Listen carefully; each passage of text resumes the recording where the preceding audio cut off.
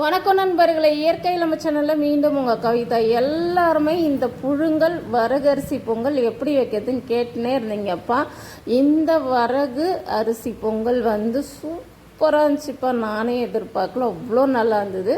இதை நான் கழுவி ஆல்ரெடி வெயிலில் காய வச்சு அப்படியே பேக் பண்ணியிருக்கேன். நீங்கள் எதுவுமே சேர்த்தால 1க்கு 3 தண்ணி வச்சு ஒரு 2லேருந்து ஒரு 3 விசில் வைங்களா, சூப்பராக வெந்துடும்ப்பா. அரை டீஸ்பூன் நெய் ஊற்றி கிண்டிக்குங்க. உப்பு போட்டிருக்கேன், உங்களுக்கு உப்பு பத்தலைன்னா கொஞ்சம் உப்பு போட்டுக்குங்க. தேவாமிர்தமான ஒரு சாப்பாடுன்றாங்களே, உண்மையாலுமே புழுங்கல் வரகரிசியில் நான் பொங்கல் சாப்பிட்டது இல்லைப்பா. பொய்யெல்லாம் சொல்லக்கூடாதுல்ல, இதுதான் ஃபஸ்ட் டைம். உங்களுக்கோசம் நான் செய்ய ஆரம்பித்து நான் சாப்பிட்டு பார்த்தேன். அவ்வளோ நல்லா இருந்து.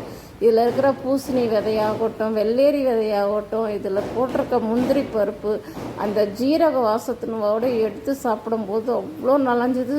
அப்படியே சுட சுட எடுக்கும்போது ரொம்ப தலைன்னு இருந்தது. லைட்டாக ஆறினவுடனே கட்டியாக ஆயிடுச்சு. பொங்கல் ஸ்டேஜுக்கு வந்துடுச்சு. ஒரு வாட்டி வாங்கி சாப்பிட்டு பாருங்கப்பா. உங்களுக்கு